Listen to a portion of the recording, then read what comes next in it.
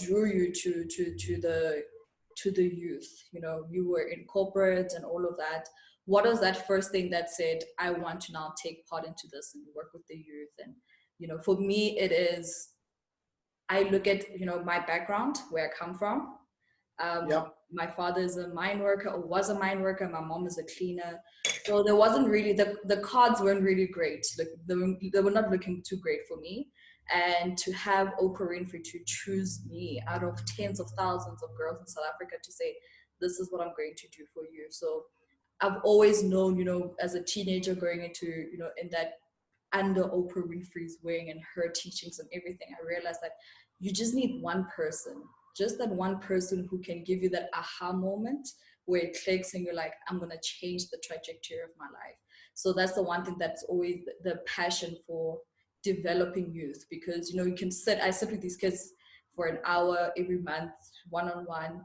And sometimes, you know, you can see it's just going past their ears. But then there's that one moment that it clicks. And that's just the moment that you need, where it clicks and it changes the whole trajectory of their lives. So I'm interested to know, when was that moment for you? So it's an interesting question, and it kind of takes me a little bit back, because my world wasn't always rosy either. I'm an adopted child. I was adopted at the age of 6. Okay. I'm also a child that was born out of wedlock. So I didn't have sort of classically 2 parents, and like most people do. And only after I got adopted did I start sort of, you know, becoming a family member with my family who took me in and from the age of 6 brought me up. So as a child, there was a little bit of a challenge. Should we use those words? Yeah, we can use those. We can use those words, right? We can, a little bit, not quite, you know, following the path necessarily. And the trigger moment for me was when I failed my matric. Yeah. That was a massive trigger moment for me, because, and the trigger moment for me was also being sent away. And I just realized that there were certain things that if I had known, if I had been wiser, or if I had been advised, not necessarily assuming that I would have taken it in, but the certain, you know, I call it the GPS moment. You know, the GPS moment where it says at the next intersection, turn left. Yeah. And you carry on straight. It'll still redirect you. It'll still redirect you. You're just going there the long way now, right? Yeah. So I could have taken some shorter, sharper turns in my life, and there were just some certain things that I came to discover as to why I didn't, and those are the kind of things that I'd like to start imparting to the youth as to the things that they should think about that help them, you know, take those shorter, sharper turns, because sometimes it's just purely not being aware. Yeah. And I think there's a responsibility, particularly in my generation, of ensuring that not only do you give the materialistic elements, education, clothing, food, and all that sort of thing, but you also give the psychological and psychosocial elements that actually engineer individuals to be able to progress in their lives. There's too many people coming out of school passing, too many people who are coming out of school passing and going to varsity, too many people coming out of school passing school, varsity, and leaving who are still directionless. And it's not an academic thing. Yeah. It's just a psychosocial thing in terms of understanding which rail track do I go on to, which direction do I put myself in, and how do I keep going? No, that's so true. And you find that now, because I mean, university is not cheap. Let's just be honest. So you go on to university, you're not really quite sure of, you know, what it is that you want to study or why you want to study that. And then in the middle of second year, you're like, no, I want to change my mind. But now you've already spent that money, you know, you're putting yourself more in debt. Or now the parents, you know, there's a whole fight of parents saying, I'm not going to pay for that now. I'm going to pay for that. So it is very true. I don't think I actually didn't quite know what I wanted to study when I finished matric. our guidance counselor, suggested that I study hospitality management because all I knew was that, yeah, because all I knew was that I wanted to travel, I wanted to work with people, and I wanted to just be in an environment that's new every day.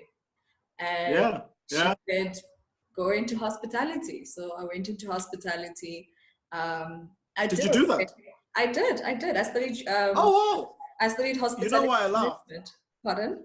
It's because I wanted to do hospitality management. That was if I had been a little bit more gumption like you, Yeah. I wanted to do hospitality management. My parents said, hell no. And the thing was that hospitality management was actually the course I wanted to do was a master's in hospitality management. And it was a college right next to the university. But because in their mind it was a college, wasn't good enough. Yeah, that's the thing though. I had reservations at first because I had a scholarship at Stendon, which is a small hospitality school in Port Alfred in PE. And I thought, I've just come from a small school. I don't want to go to a small school. And it was very white as well. I was like, I don't know if I'm going to fit in. I don't want to do that. So the next best option was UJ because they have the best hospitality school in Africa, but it's a diploma. Now I was like, I want a degree, not a diploma. I qualify for a degree because I also had applied for strategic communications, BCom strategic communications at UJ, and I got in for that.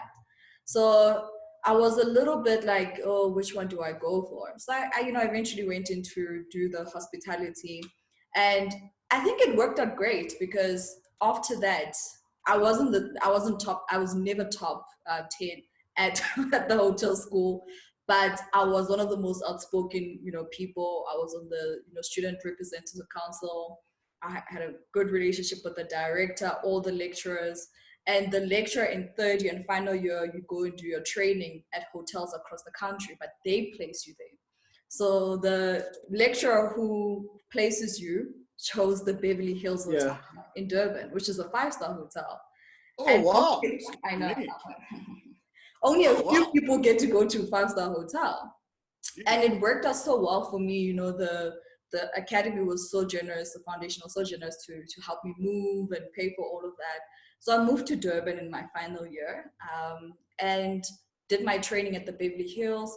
And it was such a great journey. The general manager, Mr. John DeCanna, he's a very strict man. The industry doesn't know him. But he's also one of those, I don't know what's the word. I think he's an inspirational leader, if there's such a thing. But he's one of those leaders who's real with you. I mean, that man, he could tell. After my training, I got a job as a switchboard operator and call center, which is frustrating because I'm like, I just came out of a 3-year, diploma. This is below me. I don't want to be doing this. And I excelled at the hotel amongst other trainees, and this is what you give me. So there was that frustration. But he would come up to me and say, my girl, I see you. I understand the frustrations, but I started, in the scullery, in the kitchen, cleaning pots. And I've been all over the world as a general manager of hotels. So don't rush it, take it easy.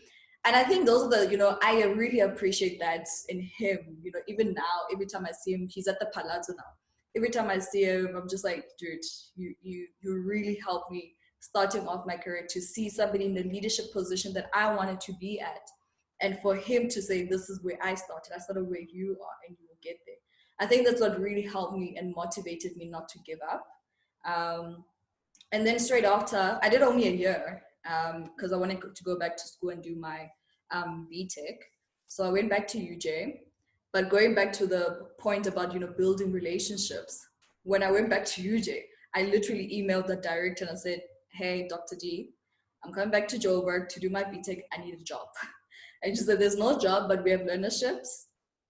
We'll make a plan. And I got the learnership and I built a relationship. I was in operations, but I started, build a relationship with the marketing manager.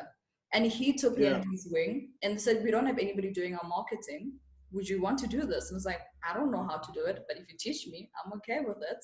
So I went into marketing. I did the digital marketing. That's when I built the websites, did the digital marketing, social media, all of that. And that was also just a year. And funny story, the the towards the end of my learnership ending, so it would have ended in December.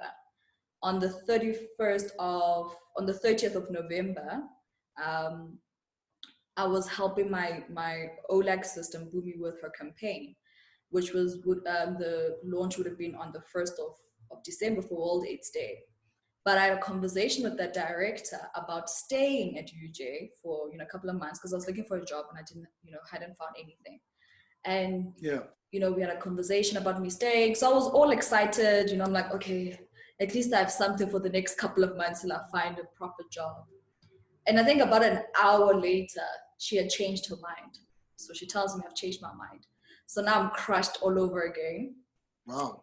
I don't have a job. I don't know what I'm going to do. I've literally spoken to a friend about crashing on his couch. So it was just like that conversation. But I don't know, something in me, earlier you spoke about listening to God and the guidance that he gives you. And something in me just said, calm down, calm down. And I didn't get worked up. I was crushed for a second, but after that, I just like brushed it off and went on about my life like nothing had happened. We literally had I met Mpumi, had her picked up at the airport. We went on about the launch on the 1st of December. And she said, would you like to come back with me to the South? Because it's graduation at the academy tomorrow. I said, sure, I have nothing else to do. We go on to the graduation, and Mamopra likes to do these luncheons for all the sponsors and the donors. And she had this luncheon on the Saturday after the graduation. And there I am sitting at the table with these people that I don't know now. And just through conversations, they're like, oh yeah, we're from FedEx. I'm the VP, I'm the MD, I'm the regional marketing manager. I'm like, okay, hi, wow. Big people, big people. And, I think I was just being myself, which is I'm always talking as usual, just be my true authentic self. But through that conversation, they mentioned how they wanted to not only sponsor the academy, but also taking the girls up to university to come then work in the company. And I said, I'm available. Because yesterday I got a no. So as of now, I'm definitely available. And that's how I got into the company, just through that conversation, And, it's all about, I guess, when I tell the story, you always have to show up. You never know who's sitting at that table with you. You always, always, always have to show up, I think even with you going to BP, you wanted to work at the company, but you didn't know that there'd be that one person who's going to see an interest in you and want to take you out. So it's amazing how life works, but it's, like you said, you have to listen to the direction that God and the universe are always giving you, because the signs are always there.